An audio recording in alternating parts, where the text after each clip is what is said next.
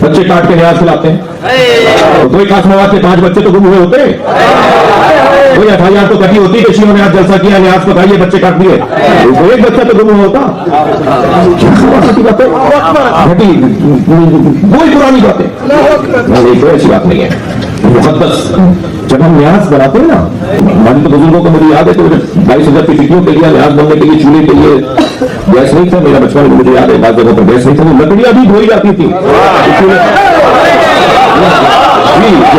چولہے میں لکڑی جلائی جاتی تھی اسے بھی دھویا جاتا تھا.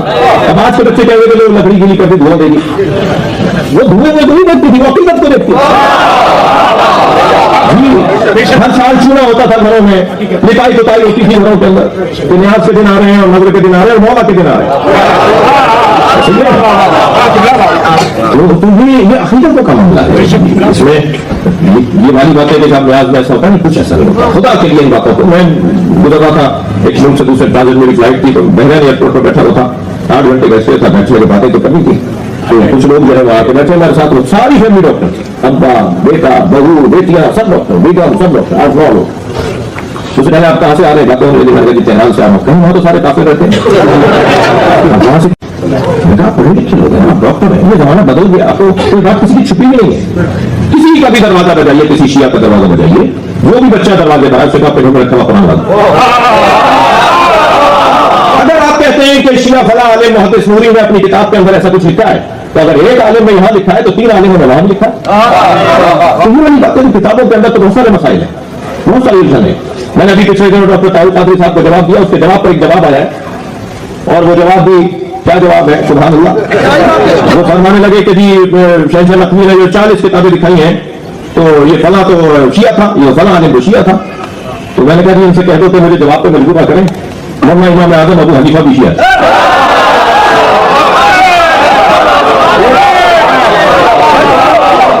ورنہ امام بخاری بھی شیعہ تھا, حضرت امام مسلم بھی شیعہ تھے. اگر یہ تو ڈالنے یہ ڈھونڈنے نکلو گے نا کہ کون کون شیعہ تھا, تو شاید حضرت ابو بکر حضرت عمر بھی شیعہ نکلے, مشکل میں آ جاؤ گے. یہ جب ہم نے ٹھان لی کہ ہم ثابت کریں گے کون کون شیعہ تھا, تو پھر تو مشکل میں آ جاؤ گے. حضرت ابو ہریرہ بھی شاید شیعہ نکلے. یہ بات نہیں کرو گے. اب احادیث کے اندر فلاں حدیث ضعیف ہے, اچھا جی ان کے نزدیک ضعیف ہے تو ان کے نزدیک صحیح ہے, ان کے نزدیک صحیح ہے تو ان کے نزدیک ضعیف ہے. یہ علمی گفتگو, یہ کتابوں کی گفتگو. اگر کسی کتاب میں کوئی بات کسی نے لکھی, بہت اچھا کہا جناب صاحب مدنی صاحب نے, وہ لکھتے ہیں کہ کتابوں کے اندر دوسروں شیعہ نے پڑھ لی, تم پڑھتے نہیں ہو.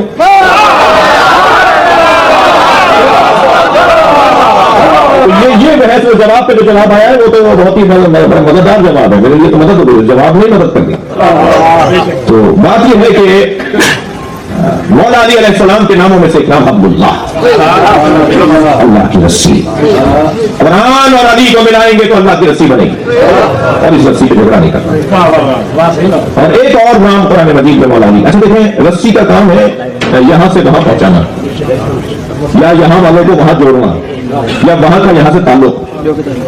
ایک لفظ سے رات, لیکن مولا علی کا نام قرآن.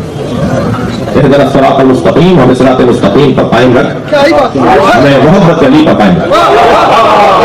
ممکن ہے کوئی کہے کہ نبی جب پڑھتے تھے تو کیا کہتے تھے, مولا علی جب پڑھتے تھے تو کسے ذہن میں رکھتے تھے؟ جیسے میں نے ابھی کہا نا کہ وہاں سے لے رہے علی, یہاں دے رہے نبی کو. یہاں والے اور وہاں والے میں فرق ہی نہیں ہے, جلوے مختلف ہیں, جلوے مختلف ہیں. یہاں محمد کے لاتے ہیں, وہاں علی کے لاتے. جب مولا علی پڑھتے تھے مولا نبی کو ذہن میں رکھتے تھے, جب مولا نبی پڑھتے تھے مولا علی کو ذہن میں رکھتے تھے. اہدنا الصراط المستقیم, یہ بھی مولا علی کا قرآن ہے. جی آگے بڑھے. سبیل جو آیت میں نے پڑھی, ما اسألکم علیہ من اجر الا من شاء ان يتخذ الى ربه سبیلا. دو آیتیں پڑھاؤں گا آپ کو. سورہ فرقان 57 آیت, سورہ شورى 24 آیت. وما اسألکم لا اسألکم علیہ اجرا الا المودۃ فی القربى. اے میرے حبیب قل, ان سے کہہ دیجئے کہ میں کوئی سوال تم سے اپنی رسالت کی اجرت کے باب میں نہیں کرتا, سوائے یہ کہ قربہ سے مودت ہو. ایک جانب کہا قربہ سے مودت کرو, ایک جانب کہا کہ میں کچھ نہیں مانگتا مگر جو چاہے مجھے دینا تو وہ یہ دے کہ اپنے رب تک پہنچنے کے لیے سبیل کا انتخاب کریں. تو قرآن نے کبھی قربہ کہا کبھی سبیل کہا. جو سبیل ہے وہی قربہ ہے, جو قربہ ہے وہی سبیل ہے. اب مجھے جملہ کہنے دیجئے, جو فاطمہ ہے وہی علی ہے, جو علی ہے وہی فاطمہ. اس لیے کہ قربہ سے مراد بیوی کی ذات, سبیل سے مراد مولا علی کی ذات. یعنی نبی یہ کہتے گئے ہیں کہ اگر مجھے اجر رسالت دینا ہے تو یا فاطمہ کی مودت اختیار کرو یا علی سے جڑ جاؤ. سبیل یعنی علی, قربہ یعنی سیدہ زہرا. نبی اپنی رسالت کی اجرت ہمیں مسلمان بنا کر گئے, ہمیں اچھا انسان بنانے کا دستور دے کر گئے, ہمیں لائحہ حیات اور دستور حیات اور دستور زندگی دے کر گئے, ہمیں ممتاز بنا دیا انسانوں کے اندر, کلمہ گو بنا دیا, مسلمان بنا دیا, اور قیامت تک سرکار کا پیغام چل رہا ہے. اس کی اجرت کیا ہے؟ سرکار نے محنت کی ہے, ہم کیا شکریہ کے طور پر دیں؟ ہار پھول دیں, مٹھائی دیں, کپڑے دیں, زمین جائیدادیں دیں, کیا دیں؟